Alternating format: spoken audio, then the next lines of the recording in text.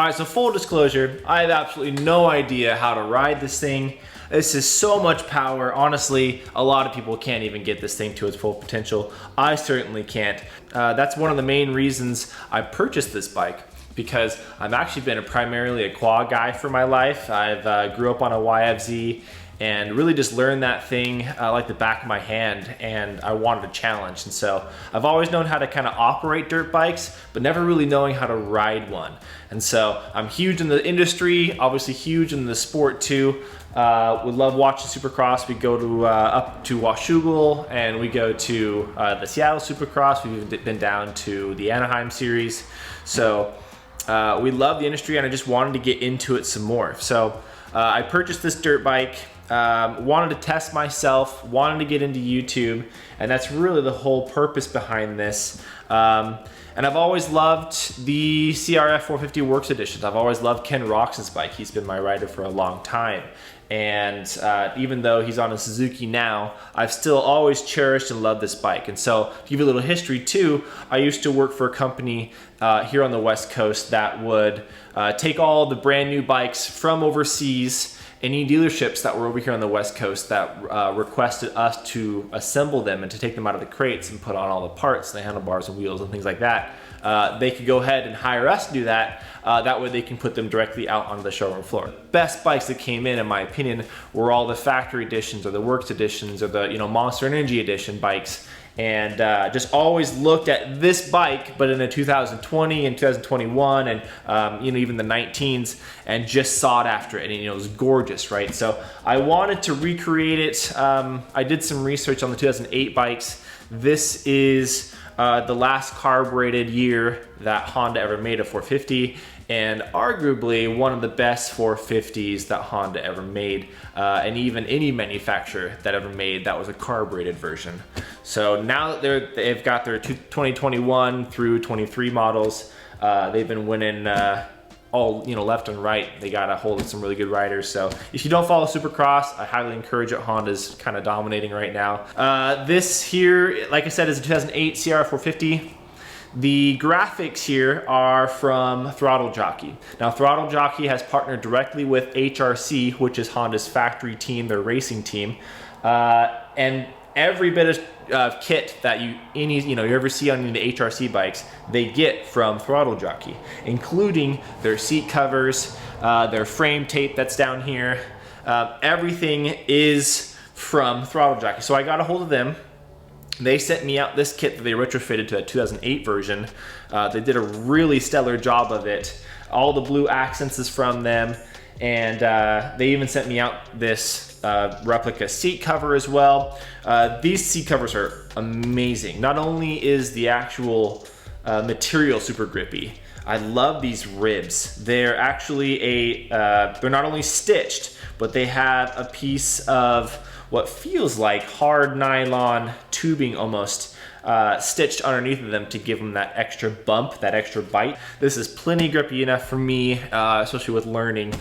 Plus, the look of it is just amazing. So these kits, as far as graphics goes, I was even able to tell them that I have a 2020 front fender and front number plate.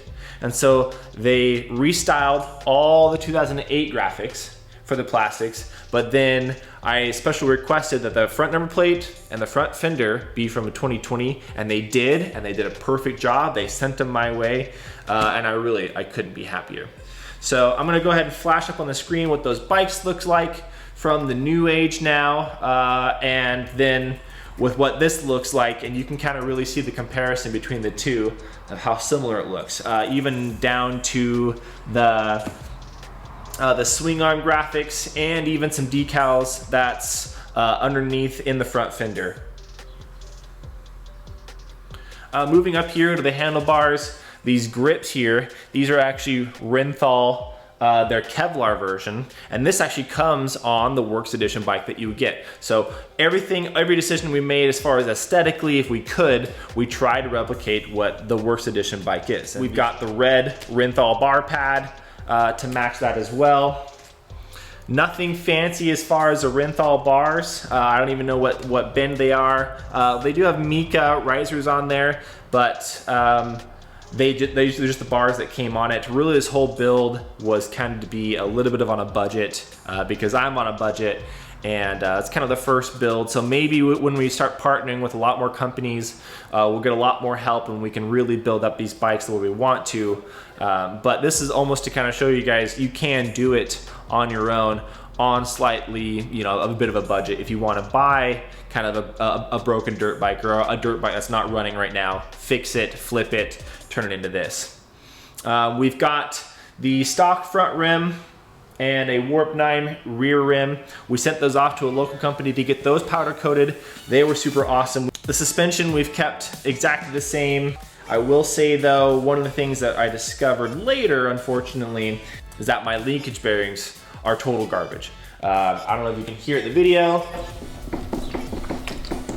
but there's a lot of slop down there. Not a fan of that, but it's what you get, and so we're gonna be replacing those. If you wanna see how to replace linkage, go ahead and leave a comment if you want me to go over that real quick. We went with the blue radiator hoses on here, again to mimic what the HRC guys does. It's not on the Works bike, but we kind of wanted to do maybe a mix of that Supercross bike and also the Works bike. As you saw before on the engine hardware package, we partnered up with SpecBolt. They've been a fantastic company to work with and a huge selection. So we went ahead and got their body bolt kit for this. Everything on here is their Nickel Works coating. It looks gorgeous. It functions very well. All their hardware is hardened to a 10.9 grade instead of just an 8.8. They're absolutely a phenomenal company. We've even got some fancy washers on here as well. So if you want to dress up and improve the hardware all in one, for a relatively affordable price, definitely go with SpecBolt for sure.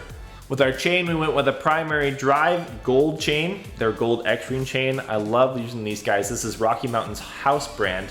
I'm not really affiliated with them, but I use them all the time on customer bikes, my bikes. They're very strong. I haven't had one break on me yet. You just keep up the maintenance on them and they'll treat you right. For the gearing on it, I went ahead and kept the sprocket that came with it. It's actually a 52 tooth. We dropped down on the front. We got a new sprocket on that, so we're down to 12. My track out there is very short, very narrow. I want to be able to click up into second gear at least a couple times, and that suited my riding style best. We've got a full shop right now. I've got a really cool bottom end going on right now from a YFZ.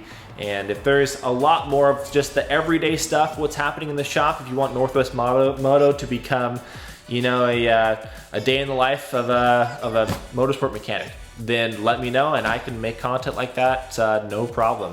So customers have been really nice. If I ask them, hey, is it all right if I make a video from this? They're okay with that. Right now, it's just been really just making some shorts about things so we can kind of keep the channel about this series. But after this finale, I don't know if we're gonna be doing a whole lot of build videos, and it could just become a channel let's just build some bikes, let's fix some stuff. This is what this sounds like. Maybe you have a bike that I end up working on that you're like, yes, I was needing to know that. So if that's something you'd be interested, let me know. Thank you so much everybody who subscribed, for following along. Thanks so much for watching. Ride safe everyone, and live Moto.